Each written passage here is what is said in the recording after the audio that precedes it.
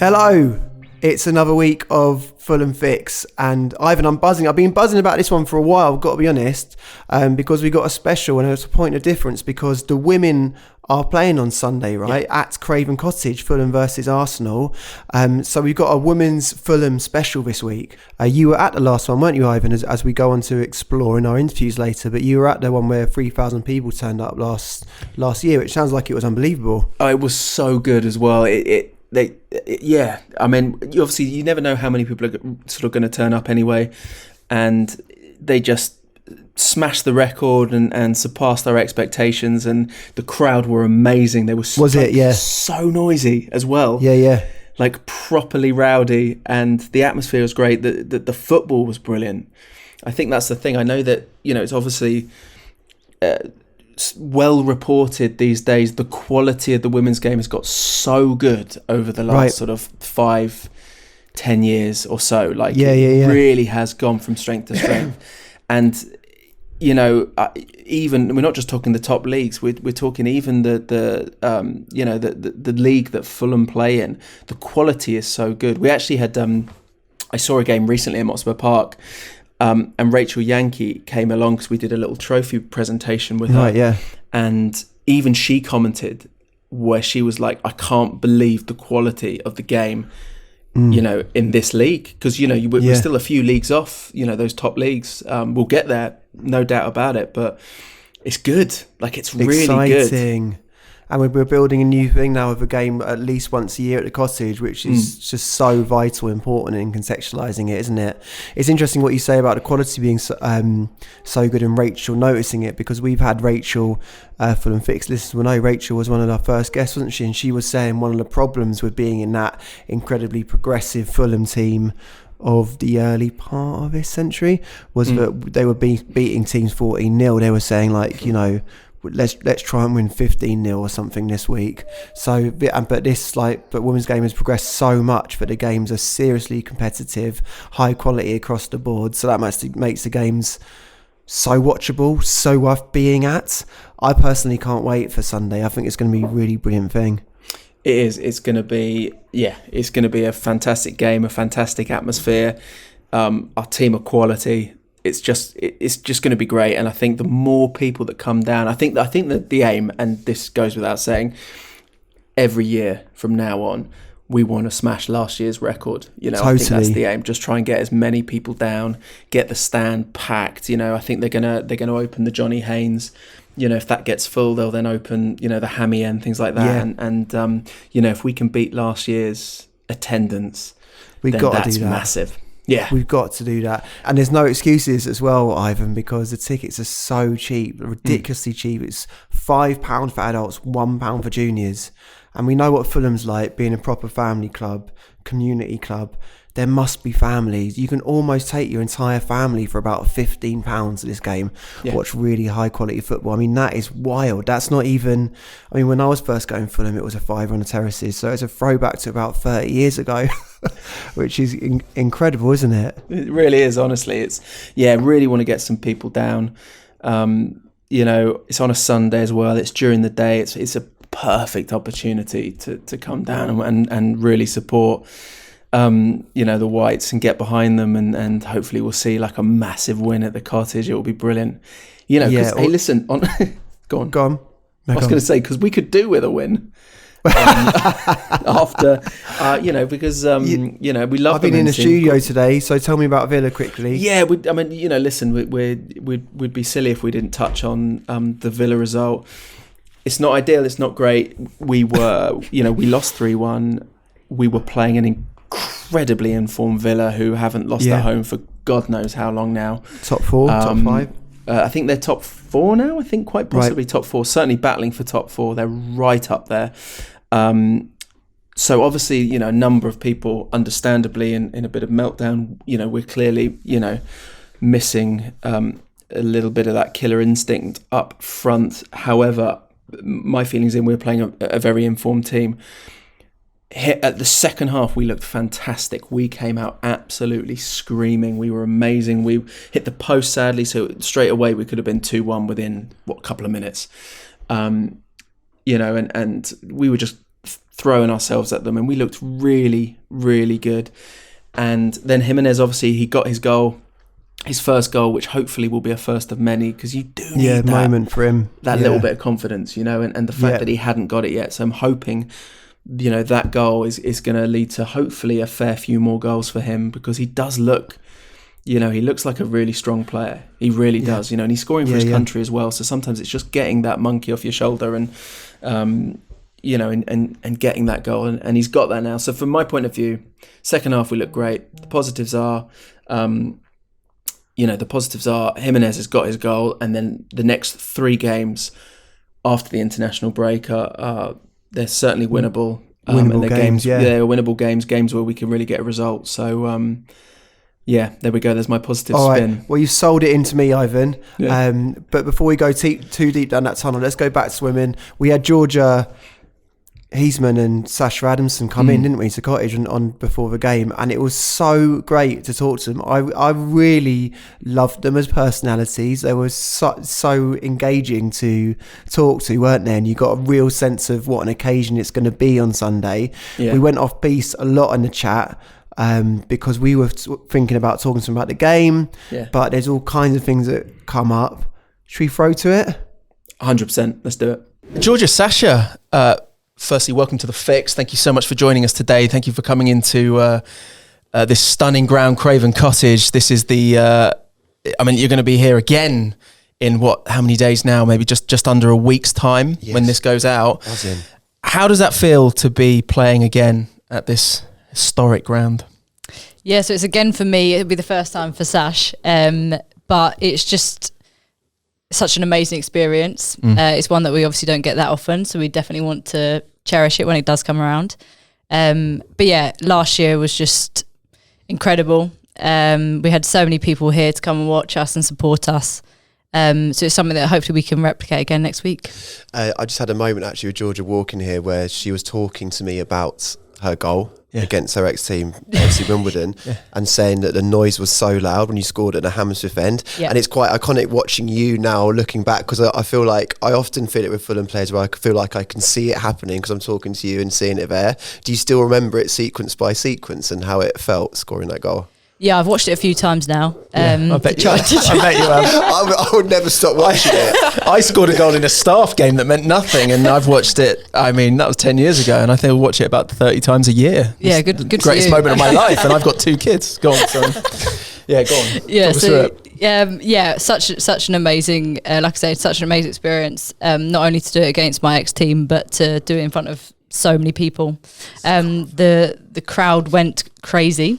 So yeah, basically it was just Ogie, we call her, Helen Ogle, had the ball on the left hand side, did a really good ball across goal, and I managed to sort of just get my toe on it, I think it was, trickled into the bottom right corner.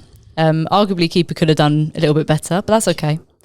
We got to take it. And you're in a tricky position there because a lot of the time when you score against your ex-club, you've got to do the kind of, hey, come on. You watch them go, I'm not going to celebrate this one. Remind me again, I was there, it was an amazing game. Remind me again, did you celebrate? Absolutely. Yeah, hard, right? You have to do it. Yeah. You don't have this every day, you don't have this scenario, this opportunity.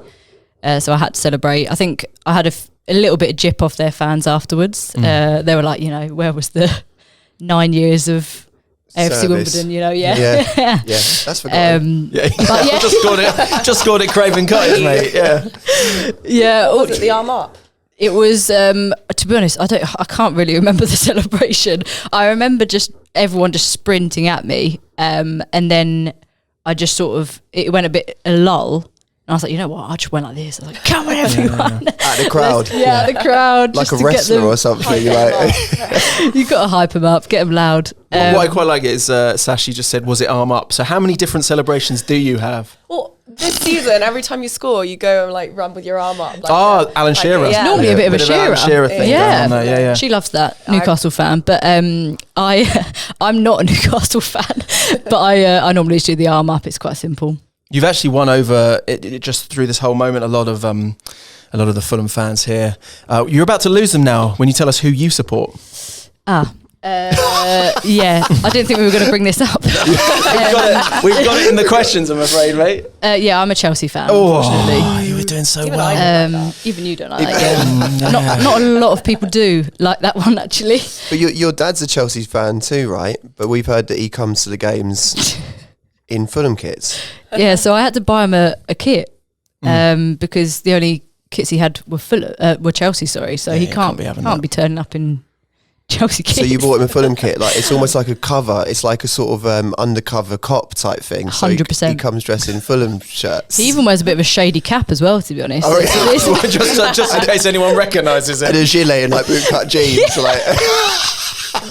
That's amazing. Yeah, it's a bit of a weird look. But anyway, he likes the top. It's still the last year's away kit, I think. The mint one. The mint one. It's a good one, wasn't It's a it? good kit. A really nice one. Nice kit, that I one. like our pink one. The pink one's strong as well. So nice. Yeah. Yeah, it's very I bright. love the pink one. Yeah. And it came out around the time of Barbie as well, so it just all. And they got Kenny Tete, our Ken, to Ken. model it as well. Yeah. So everything just sort of tied in quite beautifully there. Not intentionally Really nice. focused around the Barbie film. Kenny I think the tagline was, hang on, give me one sec. Kenergy, yeah. We went with Kenergy, man. Genius. Yeah, Quite like which that. was great. Yeah. So Sasha, this is going to be your first time, obviously, playing at Craven Cottage. So Yeah. how are you feeling now going into it? Obviously, you're going to be playing here in just over a week's time. As I say, when this airs, just under a week's time, you're going to be on this pitch, on this turf. How are you feeling about that? I'm so excited. I mean, I did just say to G, it's a bit bigger than I thought it was, so there'll be a lot of running, but it's just going to be such a great experience. And having the fans there, hopefully we could get, like, I think we've like 2,000 tickets or something sold. Amazing. So hopefully we can get a lot more, and just that atmosphere, it's just such a great opportunity. And yeah, and I've been to this ground quite a few times as an away fan. Okay. But it'll be good to, just... Well, as in with the Newcastle. Yeah, watching just the Newcastle fans. Which just on games in there. particular? A couple pre-takeover, so I think 3 pre-takeover.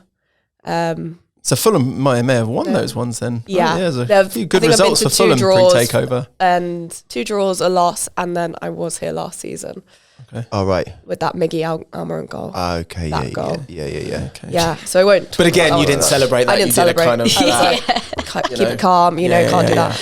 But I have been thinking all week about how to celebrate next week. So. Yes. Well, firstly, it's really interesting that you say it's bigger than you thought it was, because before we went on air, Ivan, I was just sort of like overhearing them discussing tracking back and stuff. And that is like my gold, hearing footballers actually discuss tactics and stuff, looking at the pitch. Were you saying that it was so big that you thought, I might not even bother tracking back actually for 20 If minutes? Steve Someone else listens get to that. this, I never said that. Yeah. We did And not cuz- discuss.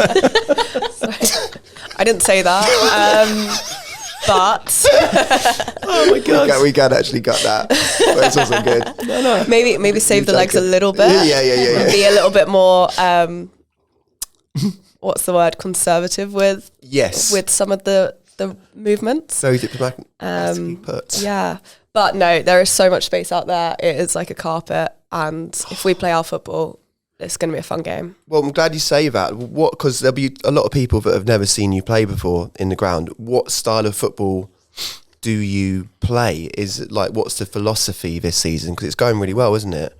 I say it's like take the ball, pass the ball, elite Barcelona. Are we talking tiki-taka era? Tiki-taka. Are we like quite fast? You're We doing like it with a to- smile. I don't know if you're being serious here. Yeah. That's the goal. Yeah. We like to keep the ball. We like to play on the ground, and definitely switch the play a lot. And then when the opportunity comes, then we get it into the front three and kind of get into those zones. And track back or not bother? Always tracking back, yeah. Steve. No. Straight down the camera. Yeah. I promise. No. We also work hard. So I think we beat Actonians the other week in the FA Cup, and that was a lot about hard work as well. We know that there are some teams we're not going to be able to put our style on the game, but if we can get that as much as we possibly can, whilst also keeping those basics and the hard work there. I mean, we're conditioned by our wonderful S&C coach Matty, week in, week out, to do the hard work. So Does it sound similar to the men's Fulham team, actually, the way you play? Would you say there's some sort of mirroring there? Yeah, definitely. I think we actually do watch loads of clips, to be honest. Really? So we watch loads of clips from the men's team, other people who are playing similar football to what we do. Yeah. But we're always watching clips, always trying to improve ourselves. But yeah, trying to keep the ball the best we can. Certainly no long ball football. Yeah. Beautiful. Nice. I No can't one wants to see wait. hoofball. No one wants to see you. I just cannot wait. Oh, it's going to be. I mean, I just to say, like, I was here last year on the mic, and it was such a fantastic atmosphere. And yeah, I've not really seen it. You know, I've done, obviously, I do all the men's home games and stuff, and you know, the atmospheres are what they are. And I didn't know fully what to expect, but it was so noisy. Like, it was really noisy. It was a great atmosphere. The game itself, the quality was fantastic. And yeah, just all in all, it was it really was a fantastic game. So I'm really buzzed. I'm back here again this year again on the mic. So really looking forward to that. That's going to be a lot of fun. You're also, I understand, you're doing everything by the book. You're doing everything the way the Fulham men's team do it as well. You're being picked up by coach from Motspur, coming down here, obviously straight to the dressing rooms. How important is that, do you think, to get into that mindset, doing it literally by the book? Yeah, definitely. It's a big part of it, I would say. It's really nice that we can travel up together. We have a really good time on the way there. Okay, you're gonna have. We'll stop there. You're gonna have to elaborate a little bit more on that. What are we saying? Good time. Is it? People aren't sitting there with their headphones on, just in their own. Sasha's quiet usually zone. got some sort of question time for us. There's always like an activity. Well, no. So they've quiz. not been intentional. Yeah, okay. But most away days, we've ended up having like a get to know you session. I think was it a couple of weeks ago? When we went away to Dorking, we were guessing everyone's middle names. It sounds a lot more dull saying it out loud now, but in the moment it was amazing. Great we fun. had like a letter, and then next thing you know, we had the whole bus jumping up and down, go, oh, Karen, or like Keith, or I don't know. Obviously, Karen and Keith, two opposite ends of the scale. But Yeah. it was quite good fun. And there's always something like that, and I think it's just an extra chance to kind of build what we already have. We've got a really good team spirit, and having that little bit of banter on the bus is always good. It's always good. And what are your middle names? Can you remember each other's middle names after playing that game? How strong is this bond? Oh, is it Elizabeth? No. Keith. Ellie? Karen. Keith. Keith, you got it. Yeah. Or just Eth. It begins with E. It's Eth. Without it's a silent I can't K. remember yours now. Mine's no, I do. quite easy. Yeah, no, Pascal. Yeah. Pascal. That's a hard one to forget, in all fairness. Hard one It's to easy forget. because it's on all like my social media stuff. Yeah, I've Oh, just sort of okay. cheated there, yeah. So Oh, okay. Mine's Emily. Subtle Thanks, tap. Sash, for knowing. But anyway. Emily, that's the one. There we go. I think another bonding session needed Yeah. for this. Yeah. More For away Motspur. days. Yeah. We've had a lot of home games, more of these. Well, that's your away excuse, days. is Yeah. it? Yeah, exactly. So we started buzzing and we're ending with a fallout. yeah, exactly. Yeah. We're not friends. We've got a couple of cheeky songs to play that a fan. I don't know if you've heard them yet, but that a You know fan this. has created for Yeah. you. Let's get your live reactions then, and maybe talk us through No, of course. your feelings when you hear these. Okay, So what's happened? You're just going to play them and they're going to Yeah, react in real time. I think so. Yeah. Okay. Okay. Here we go.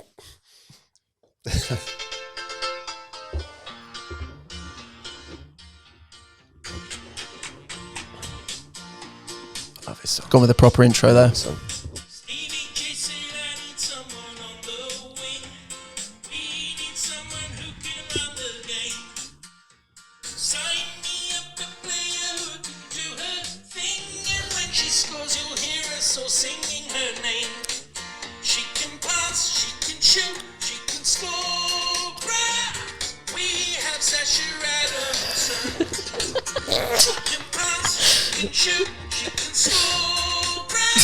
Goes for it. All right, Sasha, your initial thoughts on that? How are you feeling? Wow, I Blushing. feel red.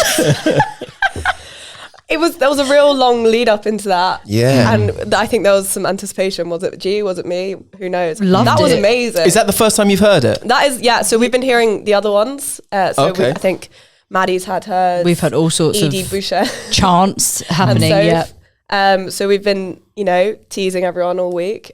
But I like that. Do you know what that song is really originally? nice. You know, that's the Beatles. Obla di obla da, life goes on. On the flip side, Oh, here we go. Georgia, I was just about to say it's I really mean- fitting for Sash. But, they're up there with the Beatles, I'd say. Oh, here we go. Let's play yours. Oh. All right. I'm so scared. It's a fading intro. I just love the intros, to be honest. Gina's gonna score. Okay, I have heard this one. What's great about this one? There's no real editing gone on here. This is nearly the full length of the original. It's like 2.5 minutes long. So we've got to make a decision here when we stop this. Let's go around again. Are they the only lyrics? The only lyrics? Just Gina's gonna score. Is that the That's all only you lyrics, need. isn't it? Yeah.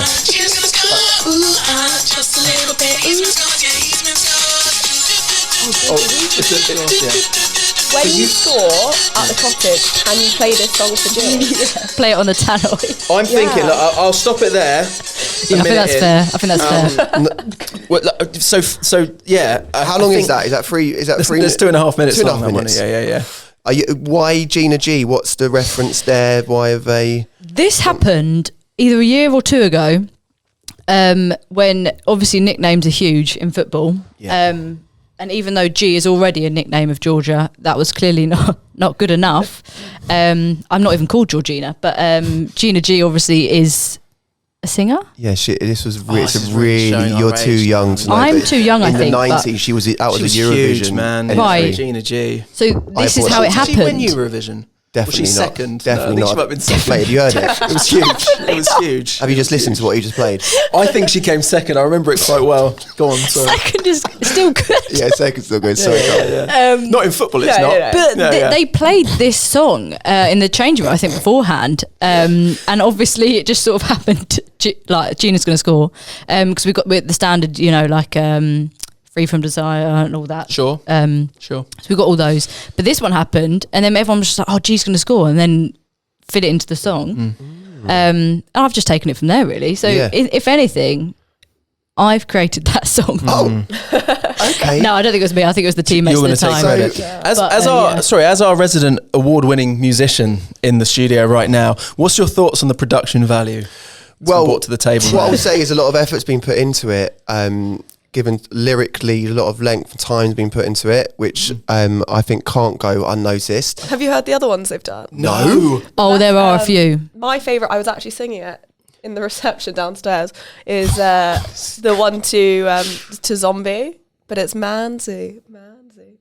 Do you know Zombie? Oh, that's so- Zombie. Oh, from Yeah. the Cranberries. Yeah. But it's Manzi. Oh, nice. Is there one for every player? Look at Jeff's on the case. Look at him googling Jeff away. quickly, frantically looking. They've released so far EDs. So They've released. Manzi. Yeah, It's like- I know, yeah. Week by week, and Maddie. Favourite. Have you met the person that produces these? No. Well, listen, guys. I think on that note, It's gone on some tangents I didn't expect. there were definitely a few tangents. Just to say, look, this weekend's going to be amazing.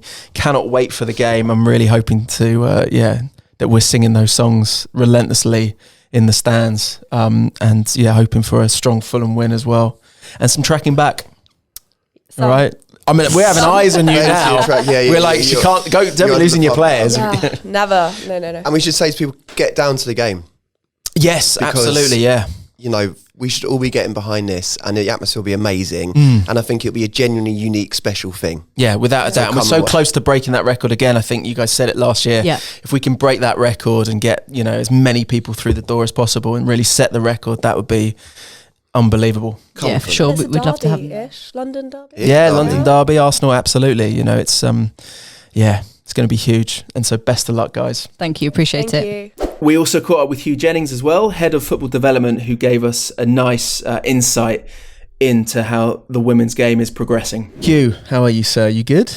Very good, thank you. Thank you very much for joining us. Now, you were formerly academy director, but now you're heavily involved now in the women's game. Tell us how. Yeah, well, a couple of years ago, I decided that the academy had probably had enough of me. So I spoke to Alistair, our CEO, and said, "Look, do you think the time is right now to look to move on?" I thought he might say move out. And I had a few ideas about how we might look to progress the club. One area is transitions of male players going into the first team environment, either via loan or directly. So that's one area.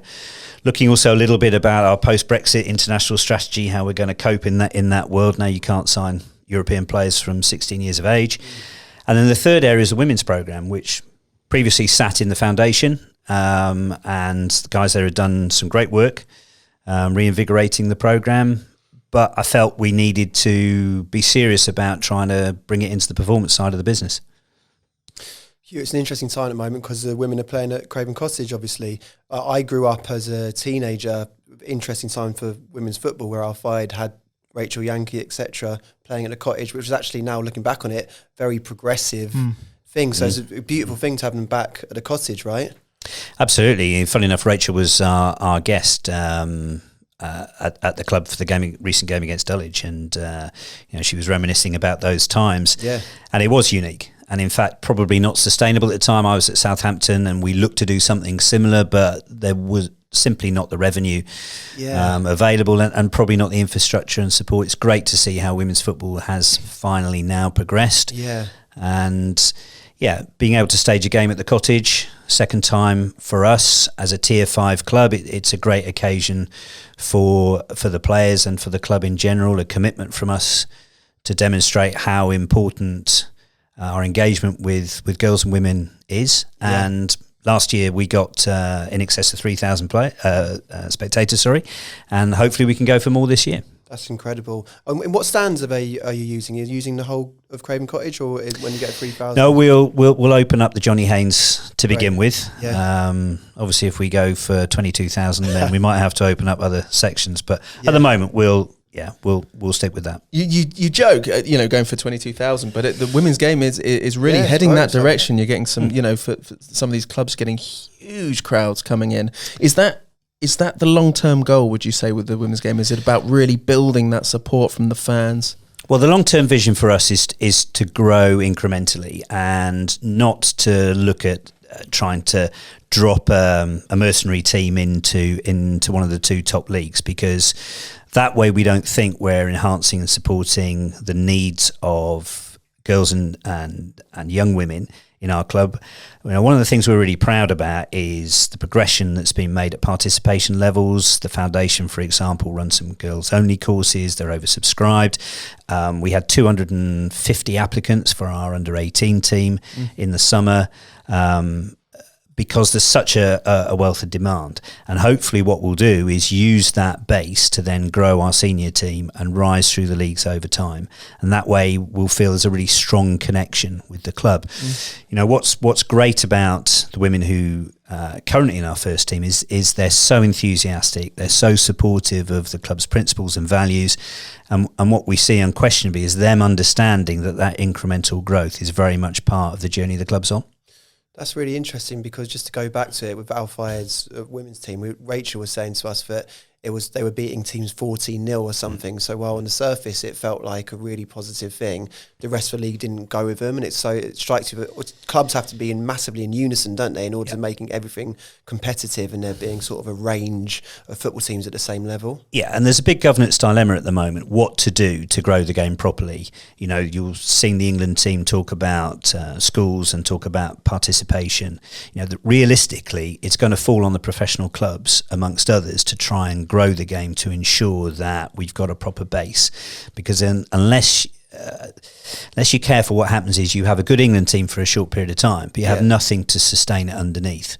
And look what the US have done, for example, over many generations, is they've demonstrated that women's sport and men's sport have equal status at youth and say college level, and that's a position we've got to get to, so that the pyramid is strong to enable all clubs to be able to have a high caliber top tier. Do you feel like you're learning stuff as you go in this new role yourself, like as you get deeper into it? Hugely. And what's been fascinating for me at the sort of later stages of my career is to have something totally new to be involved in. Actually, way back when I was a teacher, I did do a little bit of girls coaching.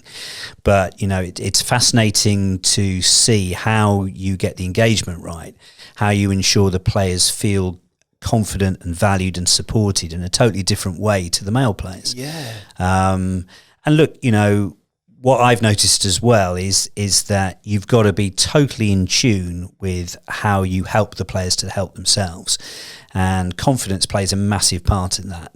And certainly we're progressing, say, younger players into the senior team. They can often be a little bit overawed by that, and their confidence levels can dip quite quickly and visibly as well. And so it's a really interesting analysis of how best to support players and support the programme. That's really interesting. Just one little thing you said quickly there, it reminded me of the England women's coach saying that a cricket coach, saying that a group of women in a sports team will often they want to achieve different things than a group of men. Like, that's very stereotypical, broad view, but that's really interesting, isn't it, to see how, like, because that's a whole new thing to get your head around. Yeah, it is, and I think that for women, it's perhaps less about the winning and more about the taking part in the right way. That's what he was saying about even the elite cricket team. Yeah, the companionship, the sense of belonging. We're amateur players, so from that perspective, it's not about the financial reward. It's very much about, I think, their sense of belonging, their sense of self within the group, and you see that a lot. Yeah, I think they should. Do you know what? Fulham is the kind of team that, and club and community, that can really get behind this and grow this in a huge way. We've got a history of it, and the kind of people plugged into Fulham Football Club mean that there's no reason Fulham can't be front runners in this. Well, one of the things we noticed with the Riverside development when we were doing some of that early work of analysis is how much, from a marketing perspective, the people are living around the stadium wanted to see women front and centre of that development project. And a lot of the work that was put in through Matt Lowry and his team was very much centred around trying to ensure that we were putting together something that was incredibly inclusive. Those traditional football stadia that are built, frankly, for men, where there's 10 times more men's toilets than female toilets, for example. And I think, given the demographic of the Craven Cottage area and that Putney Fulham area around it, I think we felt that locking into something that women could be proud of in association with Fulham was a really important thing. That's really exciting. Yeah, Huw, we're going to have to get you, because we want to talk to you about your history. Lots of other things. Yeah, absolutely. At another time. But for now, that's been really fascinating, and we'll see you soon to talk more in depth about your history of Fulham generally. Look forward to it, guys. Thanks. Huw Jennings, thank you for his time. And as we allude to and speak to him in that conversation, he has got a long, deep history with Fulham Football Club that goes beyond just working with women's team at the moment, even though that's fascinating in itself, obviously. So he's one for the future, I think, to speak to in more detail, isn't it? What I liked about that chat there was that he, the amount that he seems to be learning. Obviously, a very experienced man working in football, but working with the women's players now. Which I liked hearing him say, and I feel like the other thing he touched upon was that Fulham Football Club is a type of football club that should, as a community, really be able to support the women's game. Yeah. The sort of people that are in love with our club, being really family orientated, the way Fulham people think, we should be the front runner, some of the front runners with the women's game. Agreed. So let's start that on Sunday and get enough people down there and just make it feel really great. You know what I mean? Because I think there's something to build on for generations here at Fulham to move with the women's game. Yeah, agreed. Couldn't agree more. And if you are down there, tweet us, let us know, and we'll give you a shout out on the pod as well. Just definitely get down, definitely show your support. Yeah, and the other thing is that we love Georgia and Sasha so much that I think they can become a regular part of Fulham Fix. I think we need to be checking in a bit more often with them, even if it's like 5-10 minutes at a time. I just feel like as their season progresses, Ivan, I'd like to be chiming in more often with them, don't you think? I couldn't agree more, yeah, because they're only going to go from strength to strength at the moment. I think they're right up there in the table. Are they second, are they? I think second, They're battling. They're battling for it. They're going for promotion. Come on, Fulham. Yeah, without a doubt, we got to keep checking in there because that's going to be a fascinating watch as they climb. It's going to be amazing. I'll tell you what else is a fascinating watch. Well, it's a fascinating watch every week. Is the ball running free when the men are playing in the Fulham defending 2/3 and working out which opposing player João Palhinha is going to fairly clatter and win the ball. Yeah. That's a little teaser for next week, because we are speaking to the great man. João Palhinha comes in and talks all things Fulham, all things technical footballing ability, extracurricular stuff as well. Total joy, right? Honestly, it's brilliant. We've obviously wanted him for a while. We had him booked before, but for a family reason, he had to cancel at that time. Totally cool. Yeah. Since then, obviously, we've had the whole transfer window and a lot of other things happen. So now it was kind of even more exciting to get him on, to talk to him about life at Fulham last season, this season, the transfer window, the future, all of that. And do you know what? Again, we say this a lot, but what a nice guy. Just lovely Legend. guy. Legend. And a guy you never, ever want to play five-a-side against. You just don't. You'll be absolutely clattered. I don't need to big it up anymore. I don't think either of us do, because we all know what a generational talent this guy is, and how elite he is. And we rarely see players of this quality in Fulham shirts. So let's just leave it for next week. It's going to be worth it, trust me. Yeah, and do make sure you tune in to the Palhinha podcast, because we are going to be giving away an exclusive signed Palhinha gift, one of a kind, exclusive. So make sure that you're subscribed to the pod, you're listening, to make sure you're with a chance of winning that. Come on, Fulham.